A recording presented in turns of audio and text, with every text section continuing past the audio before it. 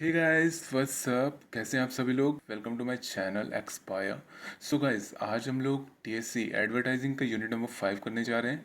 इस यूनिट में हम ऑर्गेनाइजेशनल अरेंजमेंट्स के बारे में पढ़ेंगे। तो बहुत ज़्यादा इजी सा यूनिट है, हम इसको बहुत जल्दी से ख़त्म कर देंगे। सो गाइस, हमारा पहला टॉपिक है advertising agency role types and selection. So पहले हम चलो इसके रूल्स के बारे में पढ़ लेते हैं। Rules of advertising agency. N advertising agency is a service-based business dedicated to creating, planning, and handling advertising and sometimes other forms of promotion for its clients.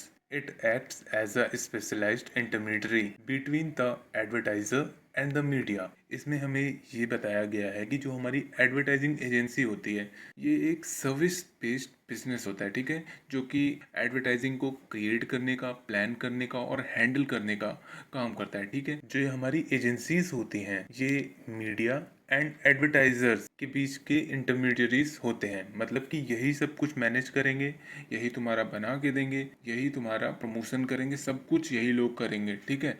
तो अब हम इनके की रोल्स देख लेते हैं। पहला की रोल हमारा strategic planning, develop advertising strategy and media planning. तो ये जो एडवर्टाइजिंग एजेंसी होती हैं यही हमारा एडवर्टाइजिंग की स्ट्रेटजी बनाती हैं और यही हमारी मीडिया की प्लानिंग करते हैं कि हम कहाँ पे अपनी एडवर्टाइजिंग का प्रमोशन करेंगे, किस मीडिया में। बिकॉज पिछले यूनिट्स में हम पढ़ चुके हैं बहुत सारे टाइप्स की मीडिया होती हैं।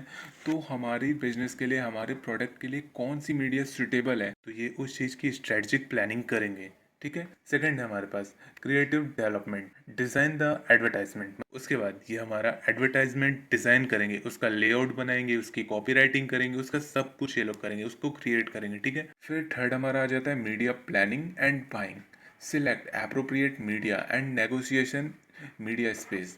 इसके बाद जब ये दोनों चीज़ें हो जाएंगी फिर ये हमारी मीडिया की प्लानिंग करेंगे कि हम कौन सी मीडिया खरीदें, हम सोशल मीडिया पे जाएं, हम प्रिंट मीडिया पे जाएं या फिर हम ब्रॉडकास्टिंग मीडिया में जाएं। अगर हम कोई भी एडवर्टाइजमेंट बना रहे हैं तो डायरेक्ट हम उस पर एयर टाइम नहीं कर सकते हैं। पहले हमको मीडिया पे एक हमें स्पेस अपना बिल्ड करना होगा, ठीक है। हमें एक स्पेस खरीदना होगा, तभी हम अपना एडवर्टाइज उस मीडिया पे रन कर सकते हैं, ठीक है। फोर्थ है हमारे पास research and analysis, conduct market research and consumer insights. जब हम एडवर्टाइजमेंट बना लेते हैं, अपलोड भी कर देते हैं मीडिया पे, उसके बाद हम रिसर्च करते हैं, मार्केट रिसर्च करते हैं कि जो हमारे कंज्यूमर्स हैं उनसे हमारी इनसाइट्स निकल के आ रही हैं या नहीं आ रही हैं। Client servicing, maintaining communication with clients and manages campaigns. जो हमारी एडवर्टाइजिंग एजेंसीज होती हैं ये हमारे क्लाइंट्स से बात भी करती हैं और ये हमारे जितने भी प्रमोशनल एडवर्टाइज रन कर रहे हैं, कैंपेन रन कर रहे हैं, उनको भी मैनेज करते हैं। इसका लास्ट है budgeting and coordination, handle financial planning and coordinates with team. ये जो हमारी एडवर्टाइजिंग एजेंसी है ये हमारी फाइनेंशियल प्लानिंग भी करती है और टीम के साथ कोऑर्डिनेट करके चलती है। सेकंड है हमारा types of advertising agencies. First है हमारा full service agency, offer all services under one roof, strategy, creativity, media, digital and PR. PR मतलब पब्लिक रिलेशन। जो हमारी ये फुल सर्विस एजेंसी होती है ये हमें सब कुछ प्रोवाइड करके देगी, ठीक है। हमें सिर्फ इनको पेमेंट करना है और उसके बाद सब कुछ हमारी फुल टाइम सर्विस एजेंसीज देखेंगे, ठीक है। ये हमारी स्ट्रेटजी भी बनाएंगी, ये हमारे लिए विजुअल कंटेंट्स भी बनाएंगे, क्रिएटिविटी कंटेंट्स बनाएंगे, कॉपी राइटिंग करेंगे, सब कुछ करेंगे। उसके बाद हमारे लिए अप्रोप्रिएट मीडिया ढूंढ के उसको एयर टाइम करेंगे या फिर रन करेंगे कैंपेन, ठीक है। डिजिटली भी हमारा सारा सोशल मीडिया का काम हैंडल करेंगे और उसके बाद ये पब्लिक रिलेशन भी बनाएंगे। बिकॉज अगर हम सिर्फ ऑनलाइन मोड पे ब्रॉडकास्टिंग कर रहे हैं ये ज़्यादा इम्पैक्टफुल नहीं होगा, हमें साथ के साथ पीआर भी अपना मैनेज करना होगा, पब्लिक रिलेशन हमको बनाना पड़ेगा।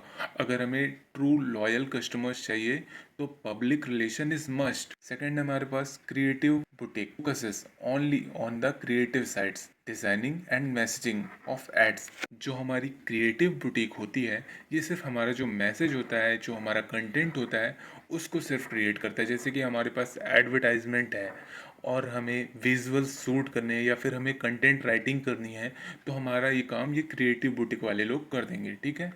थर्ड है हमारे पास media buying agency, specialises in buying ad space and negotiation rates for maximum visibility. जो हमारी मीडिया बाइंग एजेंसी होती है ये हमारे लिए मीडिया पे एक स्पेस बाय करेंगे जिसमें कि हम अपने कैंपेन रन करें और उसमें हमें मैक्सिमम विजिबिलिटी अटेंशन मिले हमें ऑडियंस की। फोर्थ है हमारा डिजिटल इंटरैक्टिव एजेंसी। इनको हम डिजिटल एजेंसी भी कह सकते हैं या हमको इंटरैक्टिव या हम इनको इंटरैक्टिव एजेंसी भी कह सकते हैं। इसमें क्या होता है, handles online advertising like social media, search engine ads, mobile marketing.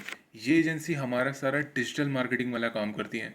जैसे कि सोशल मीडिया पे हमें एड्स रन करने हैं, तो ये वाली एजेंसी हमारा काम करेगी। अगर हमें अपनी वेबसाइट का एसईओ कराना है, एसईओ मतलब होता है सर्च इंजन ऑप्टिमाइजेशन, इससे हमारी वेबसाइट टॉप रैंक में आ जाएगी। ठीक है, गूगल एड्स हमें रन करने हो, यूट्यूब एड्स रन करने हो, या फिर हमें मोबाइल मार्केटिंग करनी हो, तो डिजिटल एजेंसी हमारी वहाँ काम आती है। फिफ्थ है हमारे पास in house agency, internal agency within a company that manages its own advertising. जो हमारी इन होम एजेंसी होती हैं, ये जो हमारी कंपनी होती है, जैसे मेरा ब्रांड है नाइकी, तो मेरी इन होम एजेंसी होगी। इन हाउस एजेंसी मतलब क्या होता है, हमारी कंपनी के साथ ही उसी की एक ब्रांच रह के ये वाली एजेंसी वर्क करती है एज अ एडवर्टाइजमेंट डिपार्टमेंट। यही हमारा एडवर्टाइजिंग का सारा काम मैनेज करेंगी और हमें लीड्स प्रोवाइड करेंगी। इसे हम इन हाउस एजेंसी इसलिए कहते हैं बिकॉज जो हमारा बिजनेस होता है, जो हमारी कंपनी होती है, ये एडवर्टाइजिंग एजेंसी उसी का एक पार्ट होता है या फिर उसी का एक ब्रांच होती है। सिक्स हमारे पास है specialised agency, cater to specific industry like health care, education और रियल एस्टेट।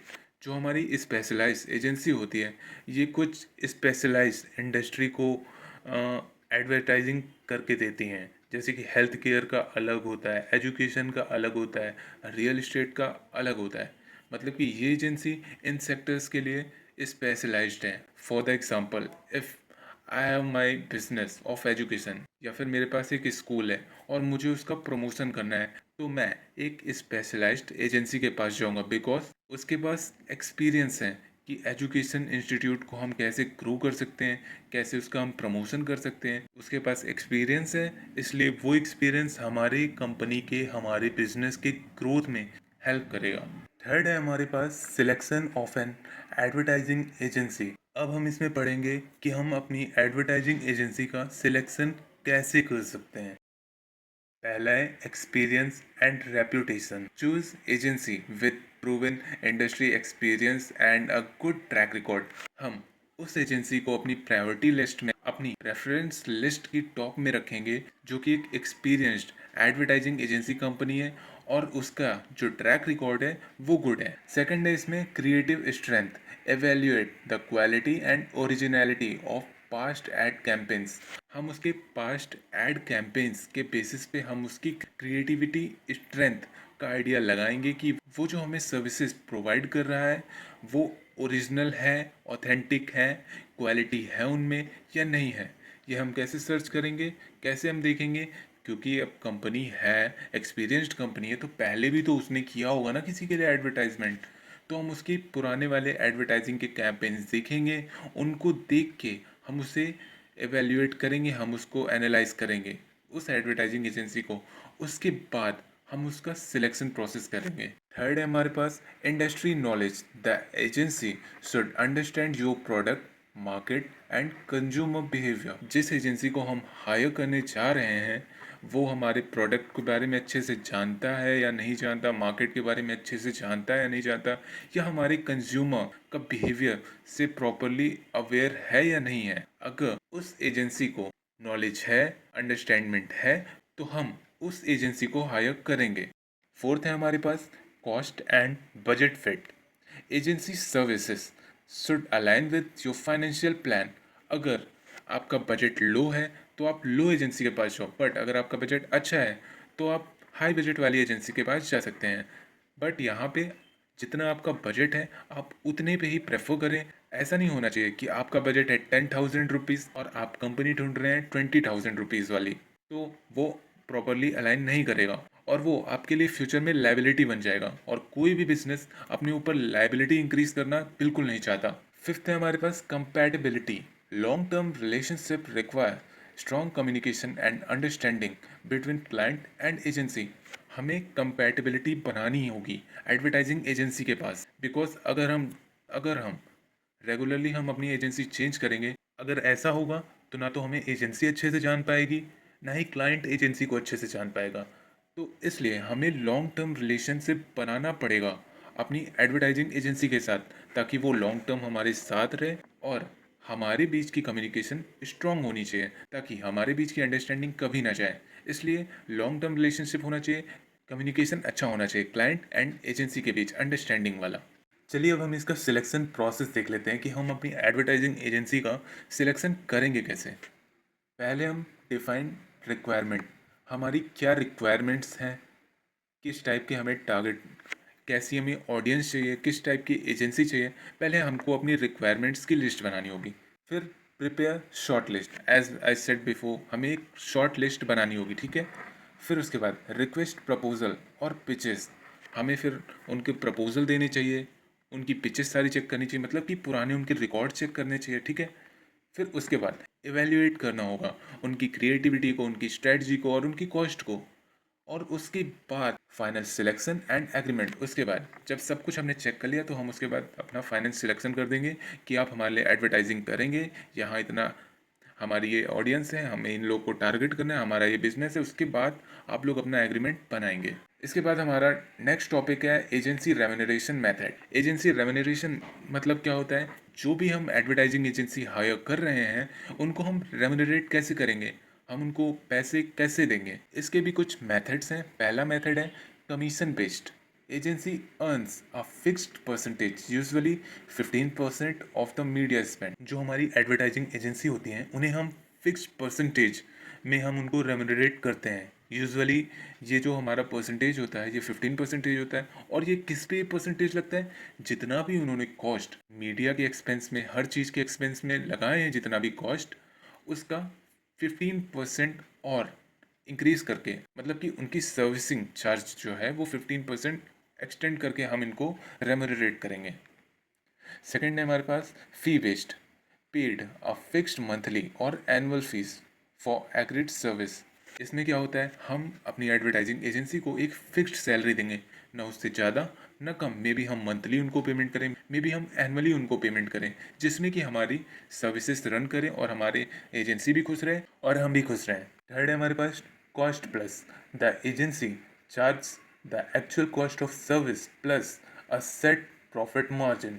इसमें क्या होता है, जो हमारी एजेंसी होती हैं उन्होंने जितनी कॉस्ट लगाई है एडवर्टाइजिंग के लिए वो कॉस्ट तो वो लेंगे ही, बट अलग से प्रॉफिट का कुछ मार्जिन भी लेंगे, ठीक है, एज अ सर्विस चार्ज। इसके बाद हमारा आ जाता है performance based payment, depends on how well the campaign perform. इसमें क्या होता है, जितना एडवर्टाइजिंग एजेंसी ने परफॉर्म किया उतना ही मिलेगा परफॉर्मेंस बेस्ड। अगर उन्होंने बहुत ज़्यादा अच्छा परफॉर्म कर दिया तो बहुत ज़्यादा अच्छा मिलेगा, लेकिन अगर बहुत ज़्यादा बेकार परफॉर्म किया तो उतना ही बेकार मिलेगा। जैसे कि सेल्स है, सेल्स ज़्यादा हो गई तो तुम्हें पैसा ज़्यादा मिल गया, सेल्स कम हो गई तो तुम्हें पैसा कम मिल गया। उसके बाद हमारा होता है hourly rate charges based on hour spend on campaign planning and execution. इसमें क्या होता है, जितनी देर हमारा कैंपेन चला है, जितनी देर तुमने प्लानिंग की है, आवर्स के हिसाब से हम पेमेंट करते हैं। अब हमारा नेक्स्ट टॉपिक है social, ethical and legal aspects of advertising in India.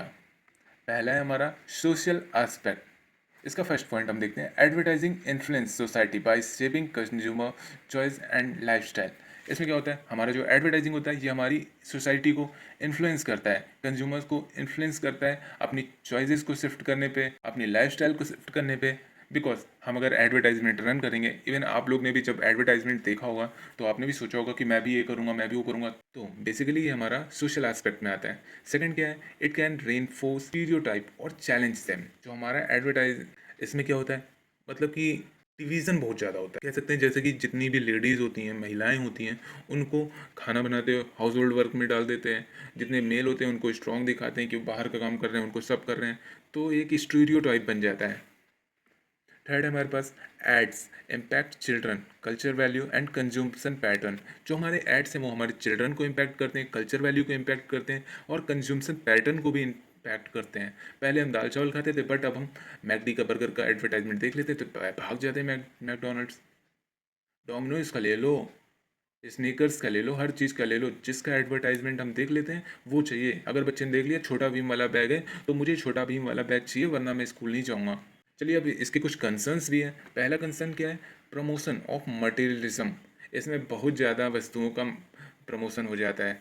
जैसे कि जूतों का एग्जांपल ले लो, कपड़ों का ले लो, बहुत ज़्यादा मटेरियलिज्म हो जाता है। दूसरा, जेंडर स्टीरियोटाइपिंग, इसमें वही मैंने बताया ना कि किसी जेंडर को बहुत ज़्यादा कमज़ोर दिखाया जाता है एड्स में, किसी को बहुत ज़्यादा मजबूर दिखाया जाता है। इसमें मतलब कि एक कहानी सी है, औरतें घर का काम करेंगी, छुई मुई होंगी, नाजुक सी होंगी, और मर्द बाहर का काम करेंगे, सारा काम निपटाएंगे। इस टाइप में एड्स में दिखाया जाता है। मिसलीडिंग एड्स, एड्स बहुत सारे मिसलीड भी करते हैं। जैसे कि बीच में एक एड चला था, red bull gives you wings, इसमें मतलब कि एक बंदे ने केस भी कर दिया था कि मिसलीड कर रहा है, मैंने रेड बुल इतने दिन से पी है लेकिन मुझे तो पंख आए ही नहीं है। तो उसके बाद पता है रेड बुल को बहुत बड़ा जुर्माना भरना पड़ा था, कोर्ट ने डायरेक्ट बोला कि जुर्माना भरो अब तुम। फोर्थ क्या हमारे पास, over emphasise on physical appearance, मतलब एडवर्टाइजमेंट में क्या होता है, बहुत ज़्यादा ओवर एम्फेसाइज कर देते हैं। अगर कोई काला है तो बदसूरत है, गोरा है तो बहुत ज़्यादा सुंदर है, ऐसा थोड़ी होता है। लेकिन एड्स में ऐसे ही हमको दिखाया जाता है, उनकी फिजिकल अपीयरेंस पे उन्हें जज किया जाता है, उनको ओवर एम्फेसाइज किया जाता है। सेकंड क्या है हमारा, ethical advertising refers to truthful, fair and responsible communication that respects consumer rights. Ethical aspects में जो भी एडवर्टाइजिंग हो रही है वो ट्रुथफुल होनी चाहिए, फेयर होनी चाहिए और रिस्पॉन्सिबल कम्युनिकेशन होना चाहिए। कोई भी वल्गैरिटी नहीं होनी चाहिए, कुछ भी गलत नहीं होना चाहिए, किसी भी टाइप का कंज्यूमर राइट्स का हनन नहीं होना चाहिए, उनकी रिस्पेक्ट में ऐड होना चाहिए। इसके भी कुछ कंसर्न्स होते हैं, एथिकल कंसर्न्स देख लेते हैं। पहला होता है मिसलीडिंग क्लेम्स, एक्सेसरेशन और फॉल्स प्रोमिसेस, मतलब कि जैसे कि रेड बुल का एग्जांपल लिया ना कि तुम लोग को सपने नहीं दिखाने कि रेड बुल पी लोगे तो पंख आ जाएंगे, फॉल्स प्रोमिसेस नहीं करने, बिल्कुल नहीं करना है। तो वो रेड बुल ने तब क्या किया था, बाय द वे कि उसने उसका ऐसा कोई इंटेंशन था नहीं, बट कहने का हम एग्जांपल ले रहे हैं, उसने क्या किया था, मिसलीड किया था हमारे कस्टमर्स को। सेकंड क्या है हमारे पास, comparative advertising, unfair comparison with competitor brands. हमें जो कंपैरेटिव एडवर्टाइजिंग करनी है उसे हम अनफेयरली नहीं करेंगे, बिल्कुल भी अनफेयर कंपैरिजन नहीं करेंगे अपने कंपटीटर के साथ। अगर हमारा कंपटीटर अच्छा प्रोडक्ट दे रहा है, बिल्कुल गलत कुछ नहीं कर रहा है, तो हमें उसके ऊपर झूठे आरोप नहीं लगाने हैं। कंपैरेटिव एडवर्टाइजमेंट लीगल है, वो इलीगल नहीं है, बट इनडायरेक्टली हम किसी को भी कुछ कह सकते हैं, बट डायरेक्टली नहीं कर सकते। और जो भी हम क्लेम लगा रहे हैं वो फेयर होना चाहिए, ट्रुथफुल होना चाहिए। अगर गलत है तो हम क्लेम लगा ही नहीं सकते गलत क्लेम किसी पे, ठीक है।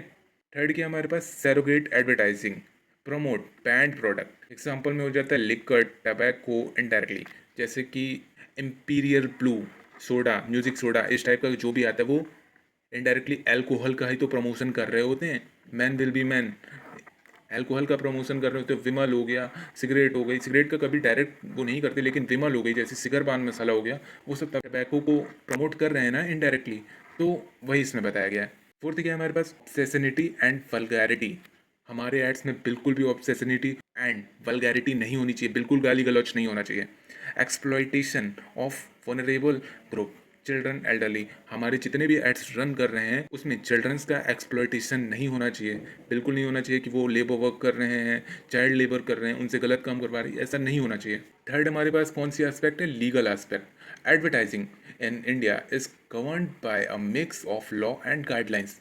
की लीगल फ्रेमवर्क्स देख लेते हैं। Consumer protection act 2019 penalise misleading and false advertising. जितने भी फॉल्स एडवर्टाइजिंग है, मिसलीडिंग एडवर्टाइजिंग है, उन सबको रोकना है, बिकॉज कंज्यूमर प्रोटेक्शन एक्ट में क्लियरली मेंशन है। सेकंड में क्या है, drugs and magic remedies act 1954 ban certain medical advertisements. जिसमें भी ड्रग्स एंड मैजिक रेमेडीज हैं उन सारे एडवर्टाइजिंग को बैन करना होगा, सारे मेडिकल एडवर्टाइजमेंट को, ठीक है। इसके बाद हमारे पास है cable television networks regulation act 1995, regulate ads content on cable TV. इसमें जितने भी हमारे एड्स हैं, कंटेंट हैं, केबल टीवी वालों को सबको देख वेख के उनको एड्स देना है कि कोई भी गलत ऐड नहीं होना चाहिए, वल्गर ऐड नहीं होना चाहिए, बिल्कुल किसी गलत टाइप का ऐड होना ही नहीं चाहिए। फोर्थ क्या है, the emblems and names act 1950, मतलब कि कोई भी इम्प्रॉपर यूज वाली चीज़ नहीं होनी चाहिए, कुछ भी गलत यहाँ पे नहीं डालना है। फोर्थ टॉपिक हमारा आ जाता है rules of advertising standards council of India, ASCI। The advertising standards council of India is a self regulatory voluntary organisation of the advertising industry in India, established in 1985। जो ये हमारी ASCI है, ये self regulatory voluntary organisation है जो कि हमारी advertising industries को मैनेज करती है। ठीक है, कि वो गलत काम तो नहीं कर रहे हैं, कुछ गलत काम तो नहीं कर रहे हैं, इलीगल तो नहीं कर रहे हैं, ये सभी मैनेज करता है। और ये स्टैब्लिश कब हुआ था? 1985 में। इसके ऑब्जेक्टिव क्या होते हैं? To ensure that advertisement are truthful, legal, decent and not hazardous to the public. मतलब कि जितने भी एडवर्टाइजमेंट चल रहे हैं, इसको इंश्योर करना होता है वो ट्रुथफुल होने चाहिए, लीगल होने चाहिए, डिसेंट होने चाहिए और किसी के लिए खतरा नहीं होने चाहिए। सेकंड क्या है? Promote self regulation and ensure fairness in advertising. कोई भी गलत इन्फॉर्मेशन नहीं देनी है, फेयरनेस करना है, जो भी है प्रोडक्ट में उसे रियलिटी बतानी है उसकी। ऐसा नहीं है कि किसी प्रोडक्ट को लगाने से बाल नहीं आते बल्कि बाल झड़ जाते हैं, तो ये तो फेयरनेस नहीं हुई ना, बंदा जो खरीद के लाया उसे नहीं मिला ना, तो इस टाइप से नहीं होना चाहिए। फंक्शंस क्या होते हैं? Frame of code of self regulation in advertising. इसको सेल्फ रेगुलेशन को इम्प्लीमेंट करना होता है, मतलब कि जितने भी एडवर्टाइजिंग एजेंसीज रन कर रहे हैं, जितने एडवर्टाइजमेंट रन हो रहे हैं, वो सब self code of regulation follow करें। Investigate complaints against ad. और इसका काम क्या होता है? जितनी भी कंप्लेंट्स आई हैं किसी एड्स के खिलाफ, उसके ऊपर इन्वेस्टिगेशन करना। थर्ड है हमारे पास डायरेक्ट्स एडवर्टाइजर्स टू मॉडिफाई और विड्रॉल ऑफेंसिव एड। जितने भी ऑफेंसिव एड्स हैं उसको या तो एडवर्टाइजर्स के द्वारा विड्रॉल किया जाए या फिर उनको मॉडिफाई करके दोबारा एयर टाइम किया जाए। Works with government bodies like the ministry of information and broadcasting and consumer forms. जो हमारा ASCI है, ये हमारी गवर्नमेंट बॉडी के साथ मिल के काम करती है। Ministry of information and broadcasting के साथ ये मिल के काम करती है। अब हम देखते हैं की principles of ASCI code. Truthful and honest representation. जितने भी एड्स चलें वो ट्रुथफुल हों और ऑनेस्ट रिप्रेजेंटेशन होना चाहिए। No unsafe practices. जितनी भी प्रैक्टिसेस हो रही हैं एडवर्टाइजमेंट में वो सेफ होनी चाहिए, अनसेफ नहीं होनी चाहिए। Fair to competitor. जितने भी कंपिटिटर से हम compete कर रहे हैं उनके साथ कोई अनफेयर चीज़ें नहीं करनी है, फेयरनेस हमको दिखानी है। No exploitation of consumers. हमें कंज्यूमर्स का एक्सप्लॉयटेशन बिल्कुल नहीं करना है अपने एड्स में, या फिर हम जो भी एड्स बना रहे हैं उसमें कोई भी चीज़ गलत नहीं होनी चाहिए जिससे कि कंज्यूमर एक्सप्लॉइट हो। फिफ्थ एंड हमारा लास्ट टॉपिक है recent developments and issues in advertising. First issue हमारा rise of digital and influencer advertising, increase use of social media platform. मतलब कि जब से हमारा इन्फ्लुएंसर एडवर्टाइजिंग का ट्रेंड चला है, डिजिटल एडवर्टाइजिंग का ट्रेंड चला है, सोशल मीडिया का यूज तो एकदम बूम पे चला गया। मतलब सब लोग सोशल मीडिया प्लेटफॉर्म्स पे आ गए हैं, सब लोग रील्स बना रहे हैं, सब लोग एड्स बना रहे हैं, सब कुछ सब लोग कर रहे हैं। Emergency of influencer as brand ambassadors. जितने भी इन्फ्लुएंसर हैं सब ब्रांड एम्बेसडर बन रहे हैं। जैसे कि विराट कोहली, वैसे तो वो बहुत बड़ा सेलिब्रिटी है बट वो प्यूमा का ब्रांड एम्बेसडर है। वैसे ही जितने भी इन्फ्लुएंसर्स हैं सब लोग किसी ना किसी कंपनी के लिए ब्रांड एम्बेसडर हैं। थर्ड की हमारे पास regulatory issue around disclosure of sponsored content. जितना भी हमारा स्पॉन्सर्ड कंटेंट होता है इन्फ्लुएंसर एडवर्टाइजिंग में या फिर सोशल मीडिया प्लेटफॉर्म्स में, वो प्रॉपरली सब कुछ डिस्क्लोज नहीं करते हैं। रेगुलेटरी इश्यूज होते हैं कि क्या वो बेच रहे हैं, किस चीज़ का स्पॉन्सर कर रहे हैं, वो एथिकल है या नहीं है। सेकंड हमारे पास regulation of OTT and online ads. First है इसमें guidelines for influencers by ASCI and ministry of consumer affairs, focus on transparency in digital brand endorsement. इनको क्लियरली गाइडलाइंस मिला है ASCI से कि जितनी भी तुम ब्रांड एंडोर्समेंट कर रहे हो उसमें ट्रांसपेरेंसी का फोकस करना है तुमको। अगर ट्रांसपेरेंसी नहीं हुई तो तुम्हारे एड्स हम चलवाएंगे नहीं, ख़त्म करवा देंगे। थर्ड है हमारे पास data privacy and targeted advertising. Issues with tracking user behaviour and using personal data align with law like personal data protection bill. जितने भी यूजर्स का हम डेटा ट्रैक कर रहे हैं, बिहेवियर ट्रैक कर रहे हैं, पर्सनल डेटा ट्रैक कर रहे हैं, वो जो हमारा पर्सनल डेटा प्रोटेक्शन बिल है उसमें अलाइन नहीं करता है, तो इसलिए हमारे ऑडियंस को दिक्कत का सामना हो सकता है या फिर डेटा प्रिवेसी से रिलेटेड कंसर्न्स हो सकते हैं। फोर्थ क्या है हमारे पास? Ethical advertising in pandemic era, responsibility to avoid fear based और एक्सप्लॉयटेटिव एडवर्टाइजिंग। जितने अगर कोई भी पैंडमिक चल रहा है तो हमारी रिस्पॉन्सिबिलिटी है कि कोई भी फियर बेस्ड एडवर्टाइजिंग नहीं करना है कि हमारा कंज्यूमर डर जाए। जैसे कि कोविड में ऐसा कोई ऐड नहीं करना था जिससे कि हमारे कंज्यूमर पहले ही मर जाए कोरोना से पहले, ऐसा कोई ऐड नहीं करना था हमको।